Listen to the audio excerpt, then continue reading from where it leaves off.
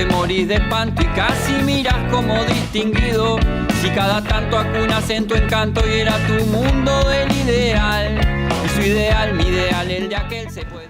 Buenas noches, bienvenidas y bienvenidos a Último Bondi, un programa producido por el colectivo Más Igualdad que busca promover la reflexión en el debate político y en esta ocasión con un programa especial sobre el fin de la campaña por la derogación de los 135 artículos de la Ley de Urgente Consideración y con el objetivo de hacer un breve repaso sobre una temática que ha venido cobrando intensidad y que nos pareció pertinente poner algunas precisiones o traer alguna información al respecto. Estamos asistiendo a un fin de campaña un tanto complejo, una agenda un poco entreverada en esta idea que al principio pareció muy republicana de hacer una comunicación de las dos partes sobre las posiciones diferentes, respaldando el sí, respaldando el no, pero que tomó un giro inusitado a partir de la discusión sobre la conferencia de prensa que daría nada más y nada menos que el presidente de la República y que se ha mezclado con otro conjunto de asuntos que se han planteado en la campaña.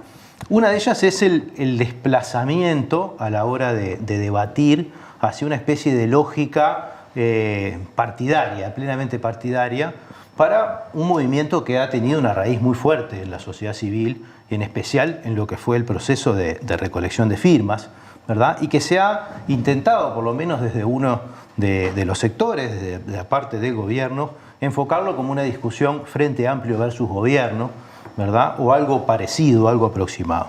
Eso nos ha llevado también a restringir a la cantidad de actores que han estado en escena y por lo tanto a la riqueza de las explicaciones, porque buena parte de los debates y de las organizaciones de la sociedad civil han quedado afuera del debate y eso realmente perjudica a la hora de valorar los argumentos.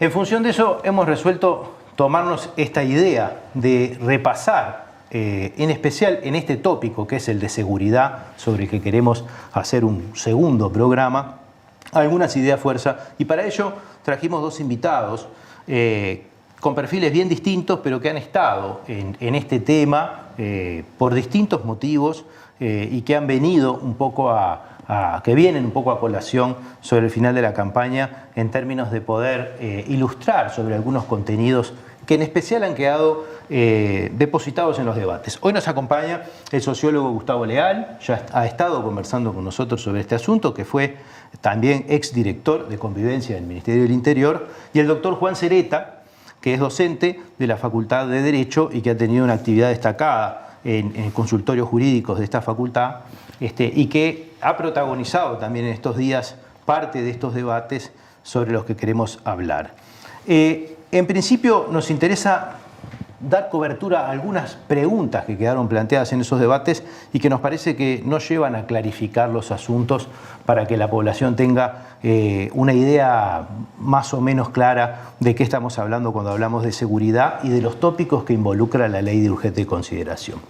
En ese sentido, comenzaría quizá por Gustavo, sin que no por ello Juan no pueda intervenir, por supuesto, en la medida de lo que crea conveniente. Pero bueno, un tópico que estuvo en los debates es esta idea sobre la innovación que trae la LUC en materia de procedimiento policial, que permite, por ejemplo, pedir la cédula de identidad en los procedimientos para que de esa manera se pueda contribuir, bueno, vaya uno a saber un poco a qué, pero uno entiende que a procesos de investigación o demás cuestiones, que se supone que habilita un nuevo espacio para el trabajo de la policía. Sí, desde la campaña del gobierno se ha dicho que gracias a la LUC hoy la policía puede pedir documentación y que antes no lo podía hacer. Eso es una mentira. Gracias a la LUC lo que sucede es que hoy la policía te puede pedir documentación y si tú no la tenés, te puede llevar detenido durante 2 horas a una seccional y tiene ese tiempo para privarte de tu libertad y para chequear tu identidad. Y en realidad eso es un atropello porque es un modelo de control policial de mano bruta y no de inteligencia. Para tener en cuenta, en el Uruguay desde el año, por lo menos hace 42 años, 43 años, que está habilitado que la policía pueda solicitar documentación. Hay una ley del año 1978 que establecía que es un deber y una obligación de los ciudadanos el identificarse frente a la policía cuando la policía solicita identidad. Y en el año 2008 esa ley se fue modificando con la Ley de Procedimiento Policial, donde se reguló el mecanismo por el cual la policía puede solicitar identificación a las personas. Solicitar identificación a las personas es distinto de solicitarle que tengan un carnet de identidad, una cédula o un documento. Quiere decir que si la policía en el marco de un procedimiento policial me para, me solicita la identidad, que es, me pregunta usted quién es, su nombre, y yo tengo la obligación como ciudadano de responder correctamente cuál es mi nombre, cuál es mi cédula y los datos que me solicite. ¿Pero eso se venía haciendo últimamente? Eso se venía haciendo. ¿Es una práctica que había quedado en desuso? No, se venía haciendo. Es más, hoy el ministro y los jerarcas del gobierno dicen de que no se pedía cédula. Yo traje aquí algunos datos. En el año 2018 se pidió la cédula a 477.620 personas. El 10%. En el año 2019 se le pidió la cédula a 495.267 personas en todo el país. Y esto, traje los datos del 2019, que además son datos que el Ministerio tiene porque están en el Sistema de Gestión de Seguridad Pública. Hubo 45.329 personas que se le pidió la documentación en el marco de un operativo que se llama Aruera, que en realidad son operativos de control de identidad a personas que transitan en moto. También se le pidió a 138.000 personas la cédula en rutas, lo que hacía antes la policía de tránsito, que hoy lo hace lo que se denomina policía caminera nuevamente, y 311.000 personas en distintos puntos de patrullaje del PADO. La cédula, en realidad lo que se le pide ahí es la identidad de las personas. Claro. Se le pide la identidad. Y la policía tiene una cantidad de mecanismos para chequear la identidad. Tiene las tablets y tiene una cantidad de maneras de chequear la identidad que un individuo en la calle le está diciendo. La diferencia acá es que la LUC habilita a la detención de la persona, es decir, la privación de la libertad durante 2 horas para hacer ese chequeo. Esto es lo más parecido a lo que el Partido Nacional propuso en su plan de gobierno, que era volver al sistema de detención en averiguaciones, que está escrito además en su plan de gobierno. Y las detenciones en averiguaciones son lo que eran las racias. Las racias estaban regidas por un decreto, que era el decreto 690-980 porque era de 1980, que habilitaba a detener en averiguaciones. Es decir, si tú no tenías carnet de identidad, te llevaban a la seccional y te tenían en aquel momento, hasta 24 horas te podían detener. Hoy la LUC habilita eso. Y por lo tanto, si tenías carnet de identidad te llevaban igual también. Te llevaban igual. Por lo tanto, en resumen, gracias a la LUC ahora la policía puede pedir documentos. No es verdad. Lo que sí es verdad es que gracias a la LUC la policía ahora puede llevarte detenido durante 2 horas si es que tú no tenés un carnet de identidad en tu poder en el momento en que vas a hacer una compra, vas a llevar a tus hijos a la escuela, saliste a trabajar o fuiste a la playa o estás en el parque tomando mate y no tenés identidad, y ahora se habilita ese procedimiento que es realmente un atropello a las libertades y es una manera de generar una estrategia de seguridad basada en la confrontación y en la rispidez con la población, y no basada en la tecnología, en el conocimiento y en la inteligencia.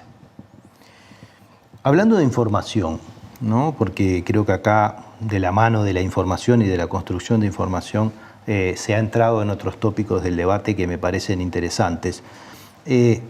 Asistimos el otro día a un debate televisivo entre el senador Sánchez y el director, el coordinador de la campaña del no, el señor Umpierres, donde se afirmó con contundencia, y lo fui a buscar en el minuto 9:35 del debate, que desde el lado del sí se planteaba una falacia en relación al problema de los delitos y la pandemia, ¿sí?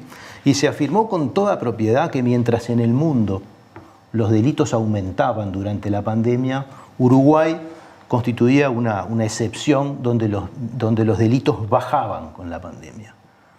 A mí me llamó la atención, primero porque tenía una idea distinta, segundo porque me contravino en realidad en relación a la información que yo tenía, ¿no? ¿Existe evidencia sobre estos asuntos? Sí, yo miré ese debate y me llamó la atención la manera en cómo se manejan las cifras como se quiere, pero la realidad es la realidad.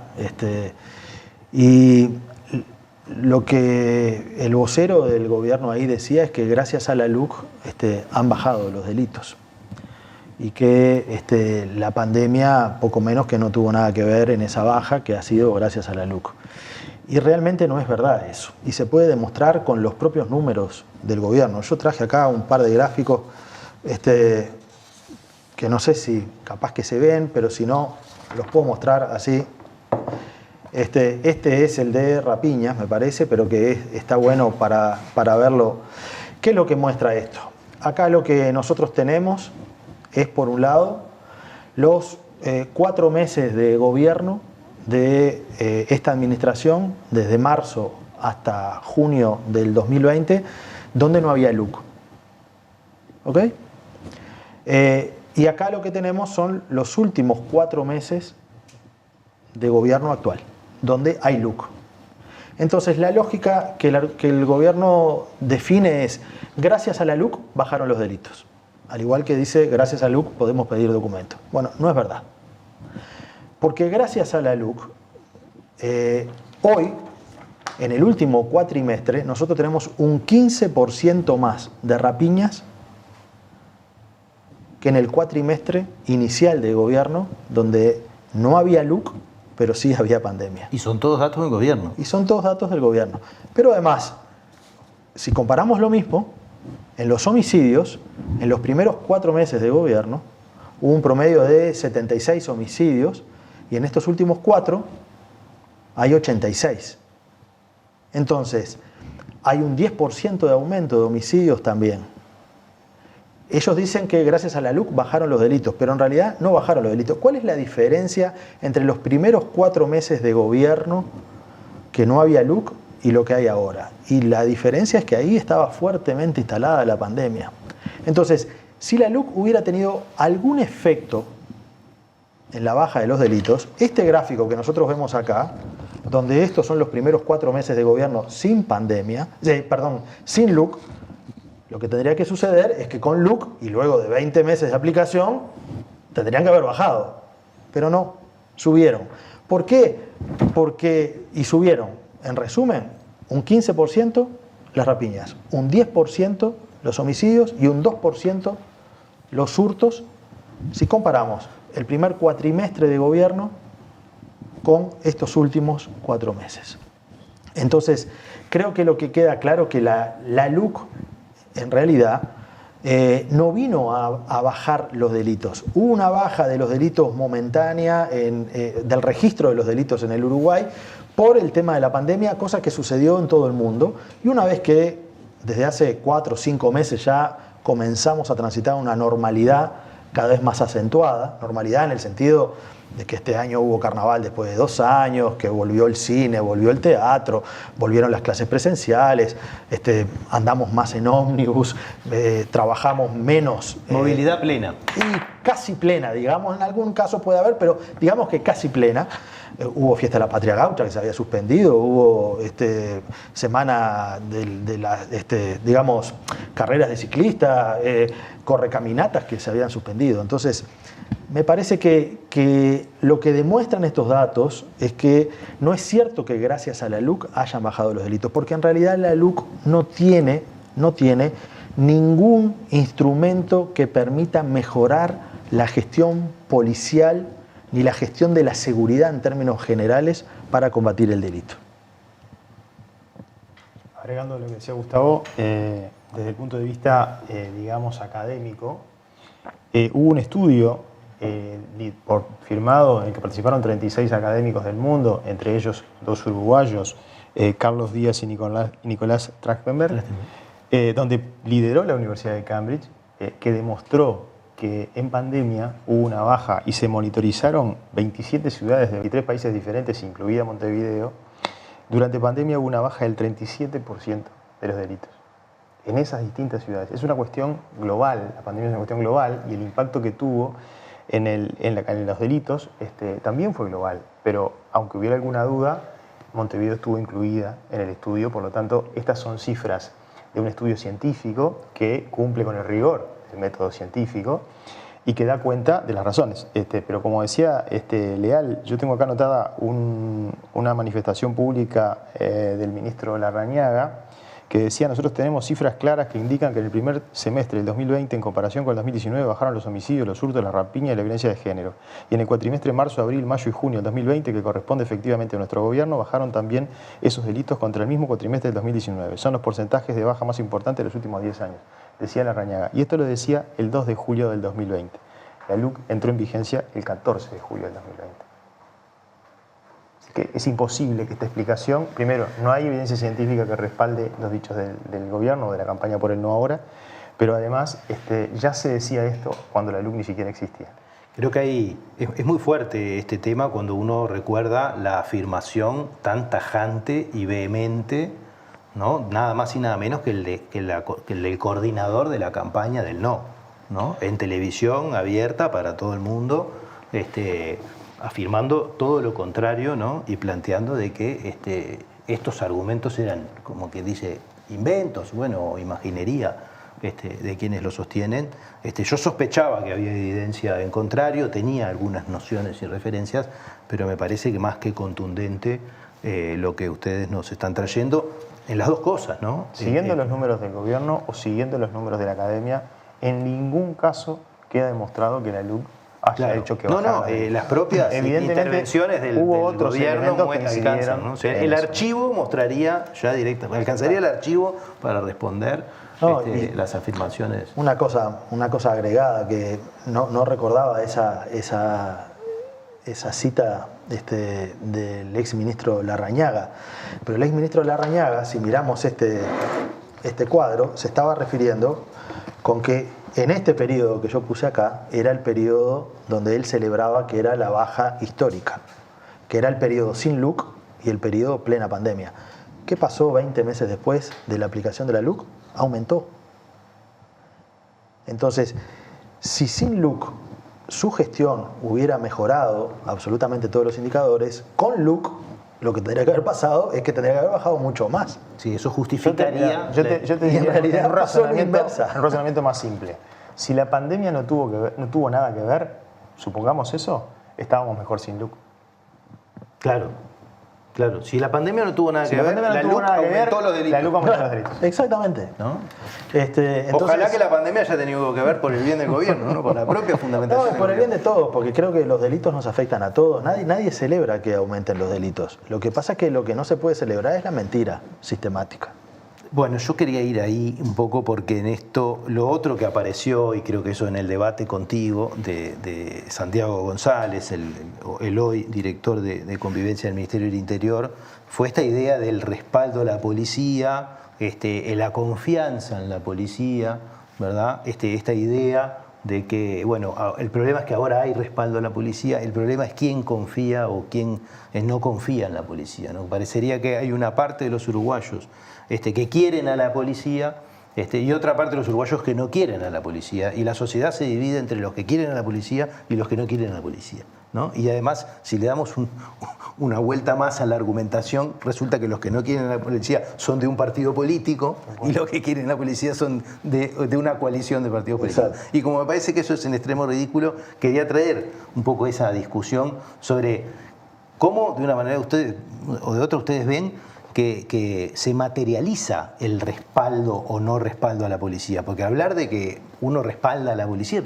es una cosa que la puede decir cualquiera, o sea, porque vale decir, porque es libertad de expresión, ¿no? En el uso de su libertad de expresión pueden decir que respaldan a la policía. Ahora, yo hoy justo estaba tuiteando una carta que se hizo pública de una comisaría de Durazno, mangueando a los vecinos producto de limpieza para limpiar la comisaría, ¿no? Y yo pensaba, bueno, ¿cómo justificarían o no esta idea del respaldo a la policía y de la cercanía, ¿no? de esta idea?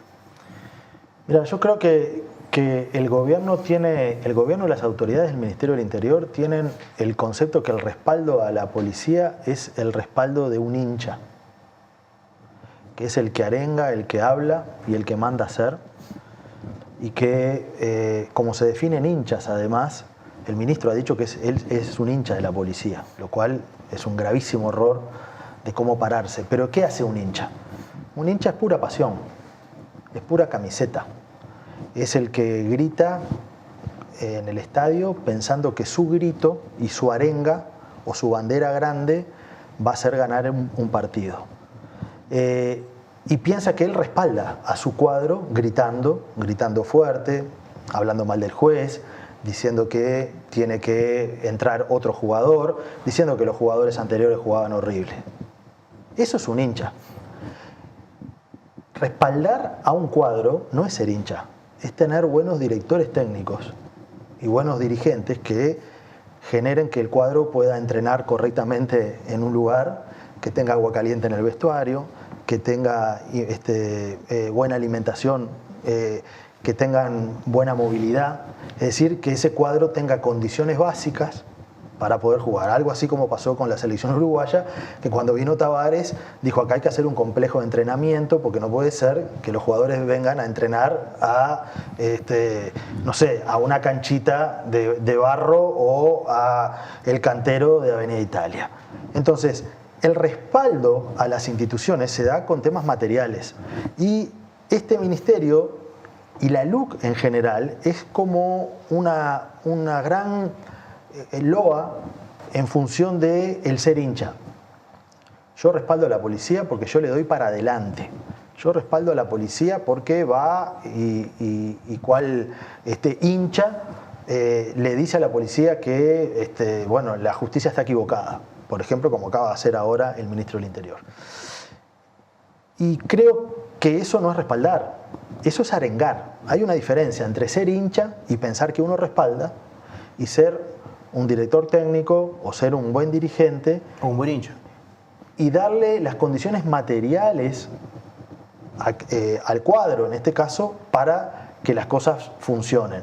Porque además el hincha en general, y en este caso el ministro, desarrolla una lógica donde él dice: yo soy hincha de la policía. En primer lugar, un ministro nunca puede ser un hincha, porque tiene que tener el aplomo necesario. Y un hincha, si algo no tiene, es el aplomo necesario, es pura pasión. No tiene autocrítica el hincha, siempre va a seguir hinchando más allá porque es el amor al cuadro. Pero por otro lado, el ministro acaba de decir el otro día: nosotros los policías, porque somos 33.000 policías en el ministerio, nos respaldamos. Y él dijo somos porque yo soy el primero. Bueno, ahí hay dos grandes confusiones del ministro que tiene que ver con esa lógica de querer respaldar en forma equivocada. En primer lugar, el ministro del Interior no es el primer policía, porque para ser policía se estudia, se entrena y se capacita. Es una irresponsabilidad de un ministro decir que es policía. El primer policía es el director nacional de la policía. Entonces, un ministro que confunde que él es policía porque está al frente del Ministerio del Interior tiene problemas. Pero además, en el ministerio no hay 33.000 policías.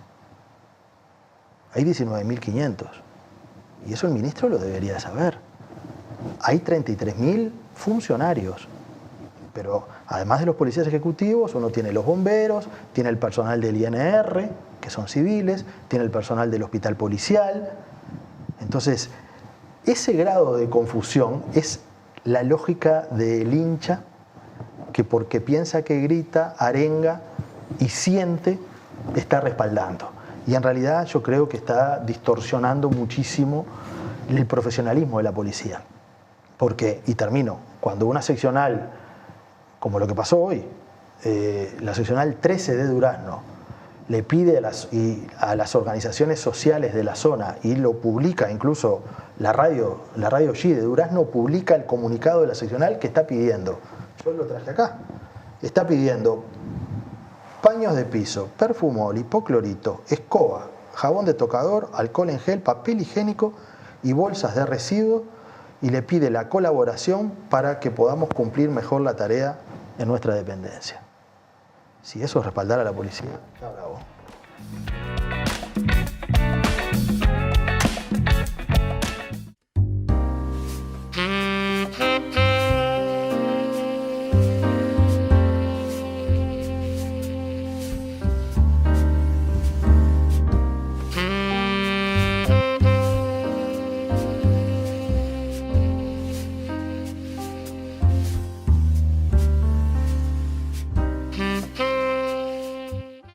Vuelta, ahí, tan. Es un honor formar parte de Caras y Caretas TV, donde hay lugar para todo tipo de contenido y también para el humor. ¡Sumate! ¿El periodismo es libre o es una farsa? Así lo decía Rodolfo Walsh. Apoyá el periodismo libre. Apoyá Caras y Caretas.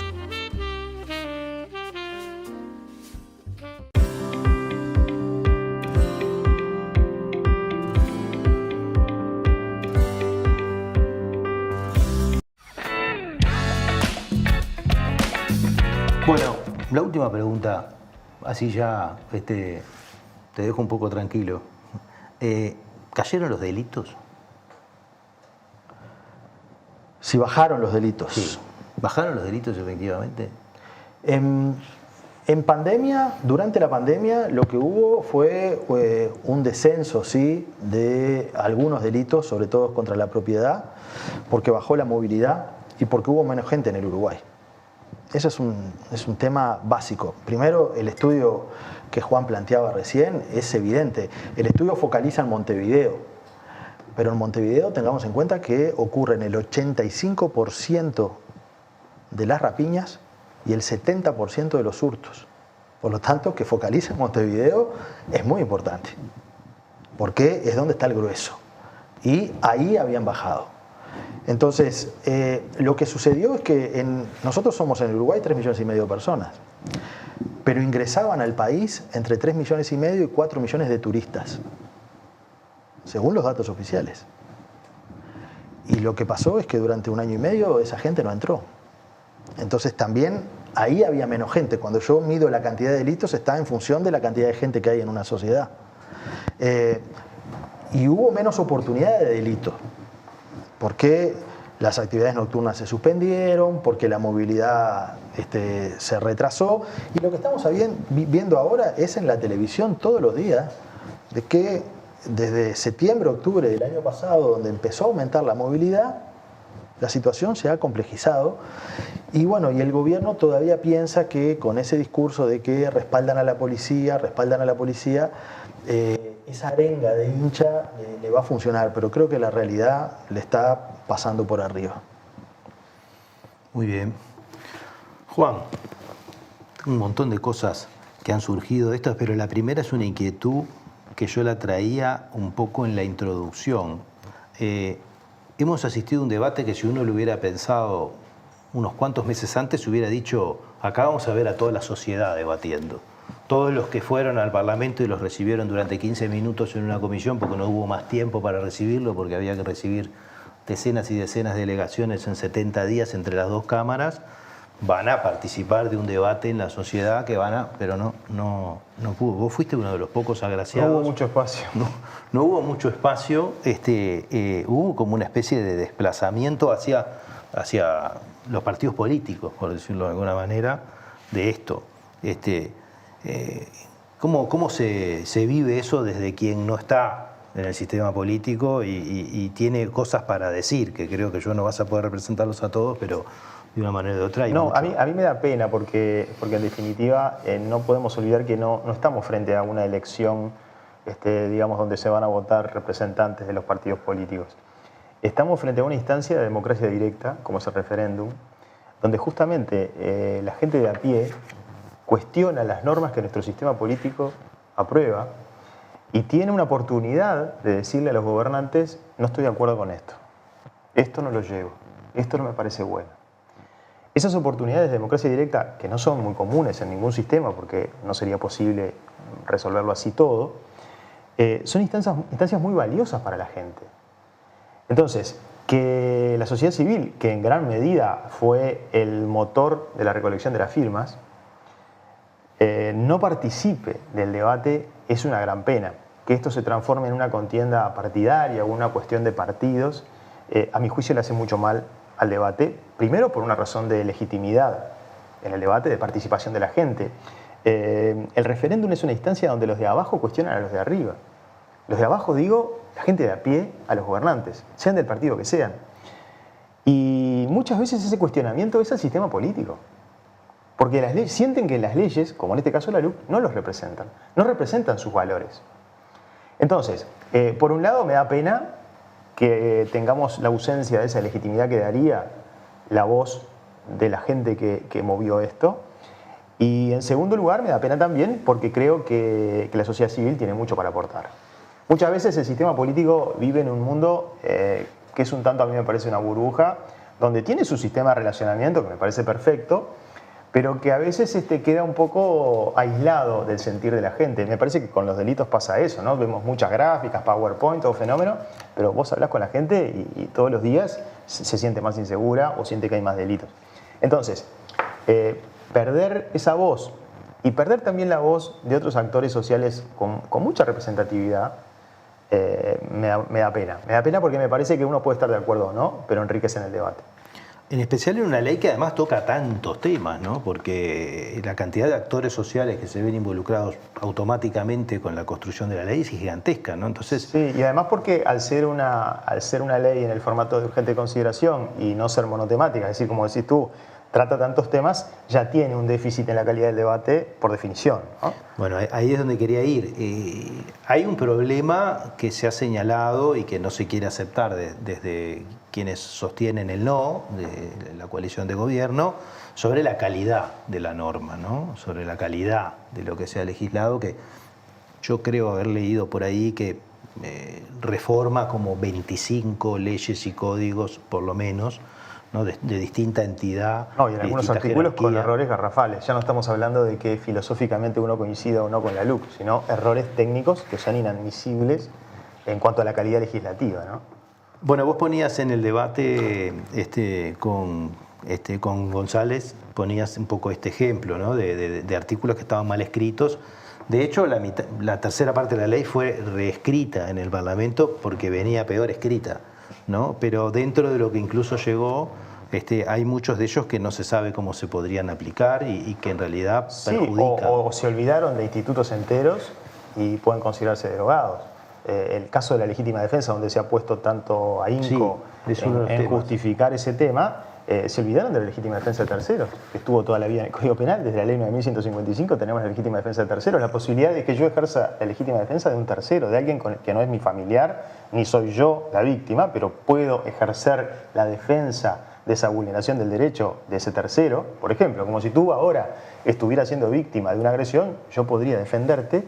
Bueno, la legítima defensa de terceros, entre nosotros, que no tenemos ningún vínculo de parentesco ni de otro tipo, se eliminó de un plumazo. Yo quiero creer que es una inobservancia inexcusable de los legisladores, porque no escucha a nadie decir no debemos tener más la legítima defensa de terceros. No lo sostiene en el mundo del derecho penal absolutamente nadie. Quería ir ahí, o sea, porque vos tenés esta opinión, no sos el único, han estado incluso acá otros panelistas que han hablado sobre el asunto y parecería que del punto de vista académico, del punto de vista del derecho, hubo muchísimas observaciones de distintos sectores, ¿no? de la especialidad. ¿En qué medida eso es así? No es la simple opinión de algunas personas sueltas, sino que hay manifestaciones institucionales y las hubo. Sí, por supuesto. En este caso, fíjate que todo lo que tiene que ver con modificaciones al Código de Proceso Penal o al propio Código Penal, como es el artículo 1 de la LUC, que modifica el 26 del Código Penal, lo han dicho, te diría, el grado 5 de Derecho Penal y Criminología, Germán Aller, que tampoco es una persona, digamos, vinculada al Frente Amplio, ni que se pueda hacer ninguna especulación de que tiene un interés político partidario. Y todo el Instituto de Derecho Penal ha marcado cada uno de estos groseros errores que tiene la LUC, como te decía, desde eliminar la legítima defensa de terceros, confundir el artículo 28 del Código Penal que establece la exención de responsabilidad cuando se actúa en cumplimiento de la ley, que es la gran herramienta que tiene la policía. Confundirla con la legítima defensa, como si el policía necesitara el Instituto de la Legítima Defensa, que es un instituto pensado para los particulares, no para la policía. Es decir, hay errores conceptuales en los que evidentemente no se tomó en cuenta ninguna de las observaciones que hicieron los especialistas en cada una de las materias. En este caso específicamente los especialistas en Derecho Penal. Eso te iba a preguntar, porque eso además fue debidamente comentado. En los pocos tiempos que hubo, ¿no? Porque recordemos que acá hubo 15 minutos para exponer, o sea, vos ibas a hablar de un tema tan amplio como el derecho a la vivienda y tenías 15 minutos para exponer. O sea, la calidad del debate es malísima, pero además ni siquiera se tomó nota de las observaciones por escrito que la mayoría de estas representantes de la sociedad civil, incluida la academia, le hicieron. Sí, porque el Parlamento además no cuenta con tantos especialistas, por casualidad, diríamos, ¿no? Dentro del staff de diputados y senadores, con tantos especialistas temáticos. Yo te diría que puede haber algunos sectores de la LUC que requieran una especialización muy fina. Seguro que no. Es muy grueso el asunto. Yo te diría que con tener el título de abogado alcanzaría para darse cuenta de la omisión. Quiere decir de que la omisión es consciente, no es que... Yo creo que es una omisión porque nadie ha salido a decir nosotros quisimos derogar o eliminar la hipótesis de la legítima defensa de terceros, ¿no? Está mal escrito. Van a tener que, suponiendo que quedara, tendrían que volver a legislar sobre el asunto. Tendrían que hacer revivir el Código Penal como estaba. No es menor. Vayamos a uno de los temas centrales de estos debates, que es el problema de los abusos policiales, ¿no? En esto también hubo una gran discusión y una gran tensión, por lo menos de parte del no, por apropiarse de la idea del respaldo y la confianza a la policía versus la desconfianza y demás, y plantear este tema de los abusos policiales como algo totalmente generalizado en vez de cómo procesar los problemas que trae una práctica que tiene este tipo de problemas en todos los lugares del mundo, además, ¿no? Digo, porque el abuso policial no es propiedad de nadie, ¿no? Si debe estar en todas las policías del mundo. Pero las normas que tengan dejan abiertas más chances o menos chances. Esta idea de cómo procesar los problemas es un poco lo que debería discutirse y no si alguien es amigo o no es amigo de la policía, ¿verdad? Pero en materia de eso existió una fuerte controversia, en especial en el debate donde tú estuviste, sobre, bueno, la institucionalidad, en qué institucionalidad se debe denunciar esto, quién mantiene una cierta objetividad sobre el asunto. Yo creo que hay una confusión conceptual, porque el Ministerio del Interior tiene el Observatorio de Criminalidad, que es una buenísima herramienta, y está perfecto que la tenga y que esté constantemente monitorizando cómo va midiendo, aunque fuera solo las denuncias, no interesa, también tiene mucho valor ese trabajo que se hace. Ahora, hay un punto en el que en el mundo entero no sirven los números de los observatorios pertenecientes al organismo encargado de la represión, que son los delitos en los que el denunciado es la institución encargada de la represión. Es decir, el Ministerio del Interior puede tener números valiosísimos estadísticamente, después habrá que discutir muchas cosas, pero si hay unos que son dudosos y que no sirven, son en los que al propio ministerio se lo está acusando de cometer un delito. Sí, claro. ¿Por qué? Por la sencilla razón de que alguien que es víctima de abuso policial, imagínate en la seccional más lejana o más aislada del Uruguay, le vamos a pedir que concurra a esa misma seccional donde fue víctima de abuso policial o donde presuntamente fue víctima de abuso policial a denunciar el abuso policial. O sea, en el mundo entero el abuso policial no se denuncia ante la policía. Es tan así que organizadamente los estados, por lo menos los estados que pertenecen a Naciones Unidas, en el año 2002 aprobaron el protocolo facultativo de la Convención contra la Tortura y los Malos Tratos.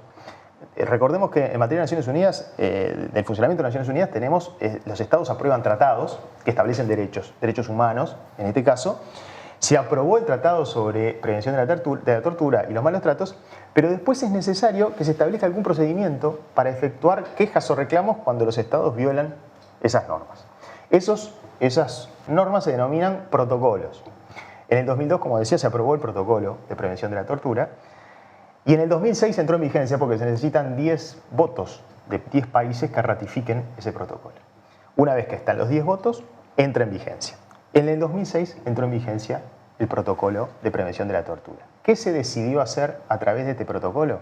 Se decidió que todos los estados tenían que crear mecanismos de prevención de la tortura que permitieran tener un lugar que estuviera atento a las denuncias de tortura o malos tratos, que los pudiera medir, que hiciera sonar las alarmas cuando fuera necesario, y cada país lo podía colocar dentro de su diseño institucional donde le pareciera más oportuno, pero con determinados requisitos. ¿Cuáles eran esos requisitos? Bueno, primero, la independencia del Poder Ejecutivo. Es decir, que donde cada Estado coloca el Mecanismo Nacional de Prevención de la Tortura, no puede ser una oficina dependiente del Ministerio del Interior. Claro, en el caso de los abusos contra el Estado. Tan es así que Uruguay decidió colocarla dentro, por ley, dentro de la Institución Nacional de Derechos Humanos, porque justamente no pertenece al Poder Ejecutivo. Es un órgano que funciona como un ombudsman y que además sus integrantes son votados por la Asamblea General. Quiere decir que le da desde el diseño la seguridad de que va a ser un organismo neutral cuando opine sobre estas cuestiones. Pero además tiene que tener independencia funcional, tiene que tener independencia presupuestal, tiene que tener independencia de criterio, tiene que ser proactivo, es decir, no puede estar a la espera de lo que pasa, tiene que movilizarse, tiene que tomar acciones para denunciar, para hacer ver a la sociedad, para visibilizar, y todas esas cosas es las que hace el Mecanismo Nacional de Prevención de la Tortura y los Malos Tratos. Después podemos estar de acuerdo con los criterios metodológicos que utiliza, nos parecerán mejores, peores, habrá que discutirlo, está perfecto. Pero no se puede criticar al único organismo con la neutralidad requerida por Naciones Unidas que está habilitado para emitir consejos, mensajes, recomendaciones respecto al abuso policial. Y esa parece ser la discusión que hoy tenemos, como si estuvieran confrontados los números del observatorio, que no es que estén mal los números, es que la gente no denuncia ante la policía los abusos de la policía. Y parecería que si no me convienen no sirven los números. Habría como una especie de, yo lo que observo es una especie de negativa a tener en cuenta los números de producidos. Pero eso es más peligroso de lo que parece a mi juicio, porque en principio uno podría decir, bueno, no estoy de acuerdo con la manera de medir, no estoy de acuerdo con los criterios que se utilizan para... Bueno, eso puede ser, porque bueno, se pueden cometer errores también. A mí lo que más me preocupa es el ataque a la institucionalidad, porque tener un ombudsman en un Estado democrático es señal de calidad democrática. Si yo empiezo a atacar al ombudsman cuando las recomendaciones que hacen no me gustan, en realidad lo que estoy atacando es la institucionalidad. Estoy atacando el sistema. Ahora, y eso es lo peligroso. En esta institucionalidad de corte independiente, fundado en normas votadas en el 2002, no en los gobiernos recientes, con sus procedimientos correctos, diseñados institucionalmente para preservar su objetivo de ser independiente del Poder Ejecutivo, en ese lugar se han registrado abusos. En ese lugar, el Mecanismo Nacional, en marzo del 2022, acaba de sacar un informe de 36 páginas donde analiza las denuncias de los defensores de oficio, donde procesa toda esa información y hace recomendaciones. Y fíjate si será independiente, que muchas de las observaciones y recomendaciones que hace, dice el propio informe, invitaría a todos los que lo critican a leerlo, dice, se reitera, en algunos casos, se reitera la recomendación y la observación hecha al Estado en el 2019. El 2019 no era este gobierno. Es decir, que la Institución Nacional de Derechos Humanos, desde la utilización del Mecanismo Nacional de Prevención de la Tortura, le está diciendo al Estado, no importa quién gobierne, le está diciendo, usted tiene estas fallas, estas fallas, estas fallas. La última que le dice es, usted tiene que investigar los abusos policiales porque estas denuncias son escandalosas. Y son denuncias que tienen identificación, y está en el documento, con expedientes judiciales. No son denuncias que alguien tiró por abajo de la puerta, son denuncias que están en expedientes, declaraciones que están grabadas. ¿Y esas denuncias se han incrementado en los últimos tiempos? Es lo que informa el mecanismo. La preocupación y la recomendación a tomar otras medidas institucionales es por el aumento de los casos de abuso. Exacto. Después hay otras recomendaciones que son, como decía, repetidas el 2019. Por ejemplo, la ausencia de un abogado desde las primeras instancias de la detención. Ese es un problema endémico que tiene el Uruguay, que nos parece que el abogado solo necesito cuando ya me llevan a declarar al juzgado, como si no tuviera derecho a estar asesorado desde las primeras horas de la detención. Pero ese es un problema, esa es una recomendación que hace también el mecanismo, pero que Uruguay la viene cumpliendo desde hace mucho tiempo. Quiero decir con esto que no es que la institución está atacando una medida concreta del gobierno. Tiene la obligación de pronunciarse. Si la institución, porque ahora se critica también la oportunidad, porque tenemos un referéndum el 27, es que si el Mecanismo Nacional de Prevención de la Tortura, con las denuncias que recibe, documentadas, no se pronuncia y no elabora un documento llamando la atención, está en omisión, incumple con el mandato de Naciones Unidas. Ahora, eso es coincidente con lo que han venido planteando los defensores de oficio también, ¿no? Sí, exactamente. Es que gran parte del insumo que utiliza la institución es la denuncia de los defensores de oficio, pero además se han dicho muchas cosas que no son ciertas. Se ha dicho que los defensores mencionan denuncias pero no identifican expedientes. Están todos los expedientes identificados y se ha dado cuenta a la Fiscalía de todos los casos donde los defensores de oficio, que son los defensores de oficio, en el Uruguay el 99% de los que son sometidos al proceso penal tienen un defensor de oficio, un defensor público.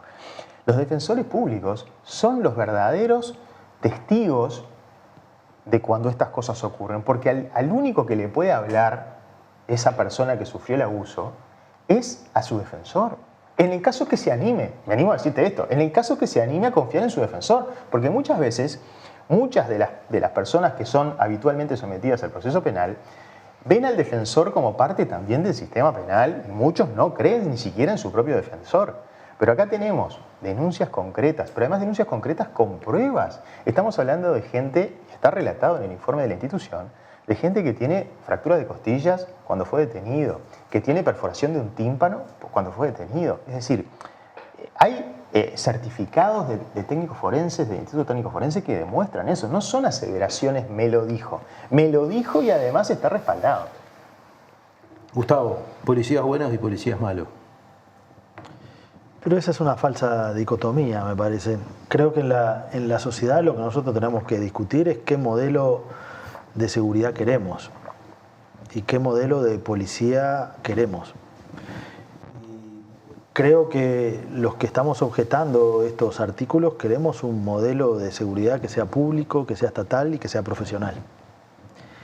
Y tener una policía pública y profesional implica que tiene que haber normas que de alguna manera pongan un límite a un monopolio del uso de la fuerza que la sociedad o la comunidad como pacto entrega. Y esa definición de que la sociedad define que hay una institución profesional que tiene el monopolio del uso de la violencia en la sociedad, lo hace a partir de que a esa institución le da semejante responsabilidad, pero le pone una serie de contrapesos. En este caso, el contrapeso es que la policía es el auxiliar de la justicia. Es auxiliar. Y la fiscalía, en este caso, es quien dirige las investigaciones.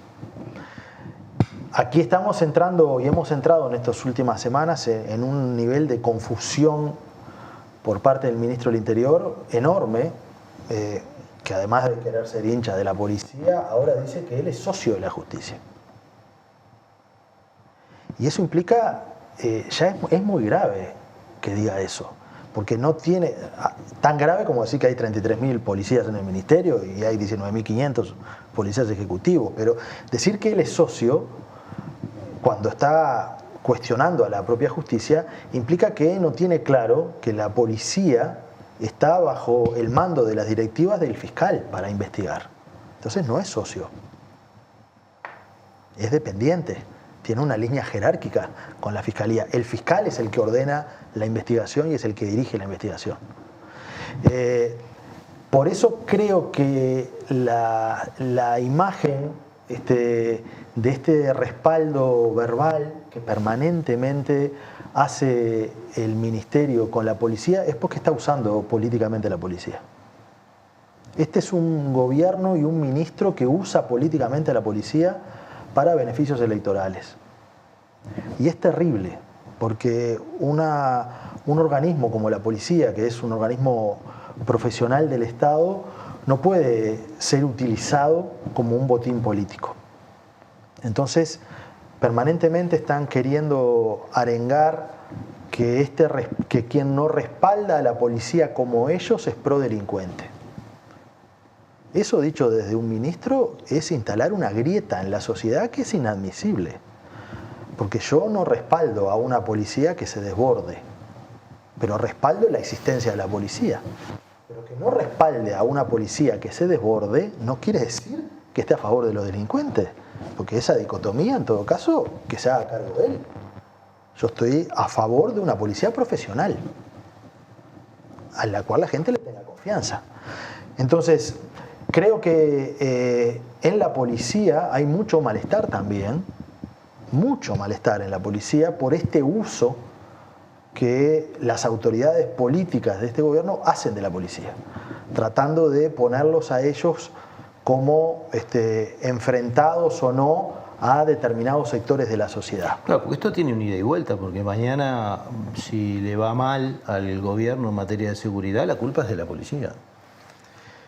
Bueno, yo creo que la en policía este caso tiene todo el poder, se supone que Sí, se le sí, transmite simbólicamente, ¿no? Lo que Porque pasa después que en la realidad no es cierto eso. a mí me parece que en una democracia hay que ser muy cuidadoso y muy aplomado a la hora de estar al frente de un ministerio como es el Ministerio del Interior. Se necesita justamente aplomo, capacidad de discernir, lucidez, y también se necesita tener en cuenta que el ministro no es el ministro de la policía, es el ministro de los uruguayos. Y se necesita tener información sobre el ministerio que dirige, no confundir la cantidad de funcionarios. Se necesita tener claro las líneas jerárquicas. Se necesita saber que la policía no puede patotear al juez. No lo puede hacer.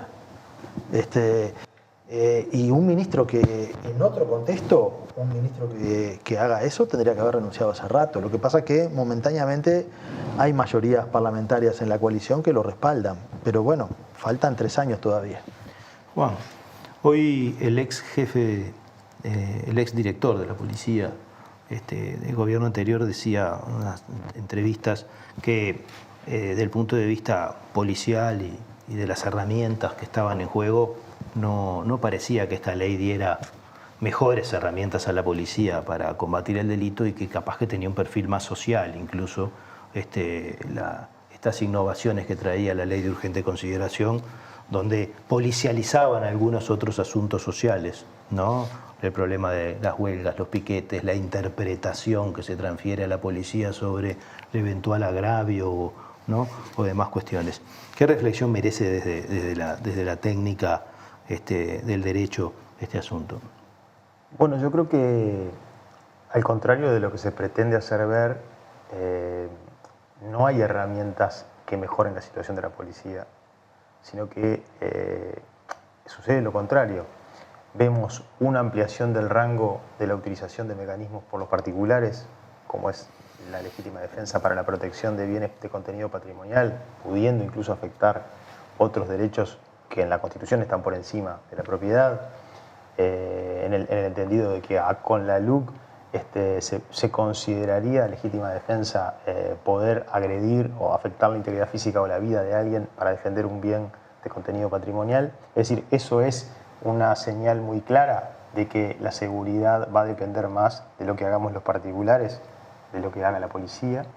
Es un mensaje equivocado en el sentido de un Estado moderno, donde la reacción de cada uno de nosotros ante lo espantoso que es el delito no sea llamar al 911.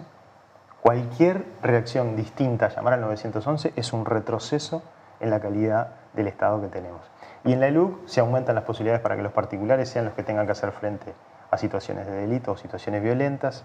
Se dan nuevas posibilidades de actuación a personas que ya no son más policías y a las que se autoriza a actuar como si fueran policías.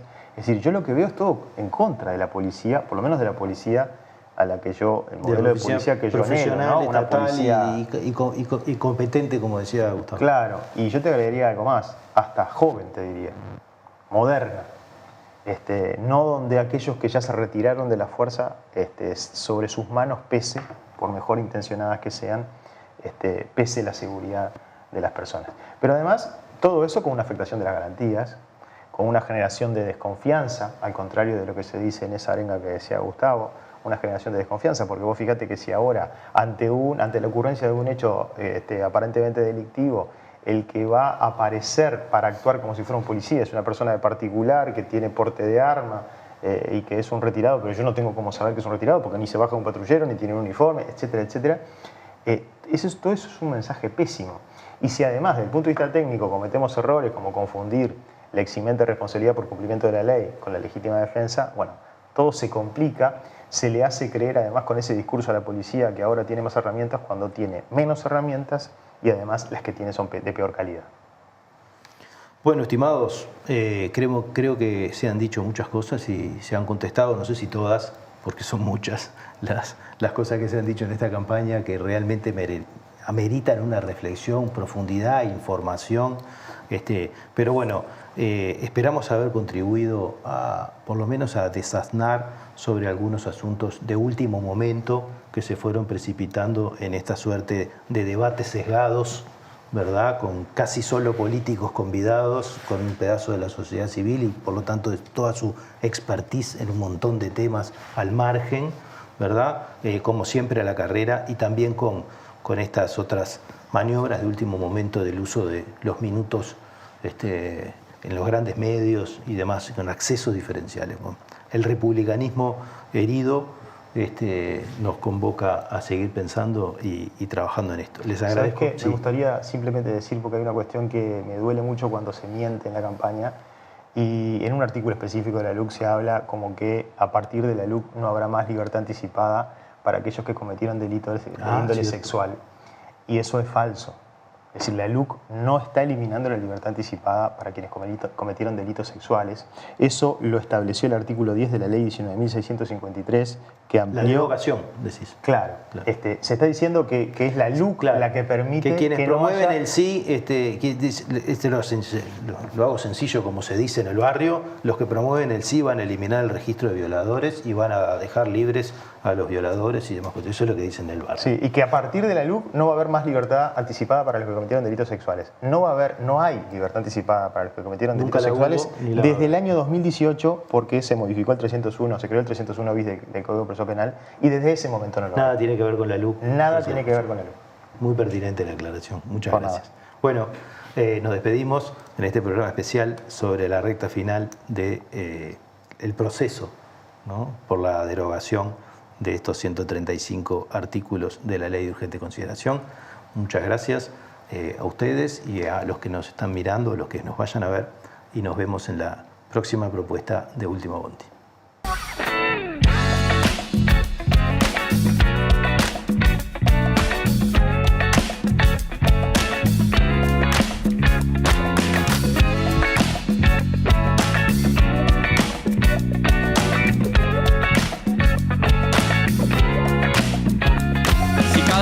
Te morís de espanto y casi miras como distinguido. Si cada tanto acunas en tu encanto y era tu mundo el ideal. Y su ideal, mi ideal, el de aquel se puede mirar desde lo distinto. Si por las noches compartís el tinto con ese que piensa solo y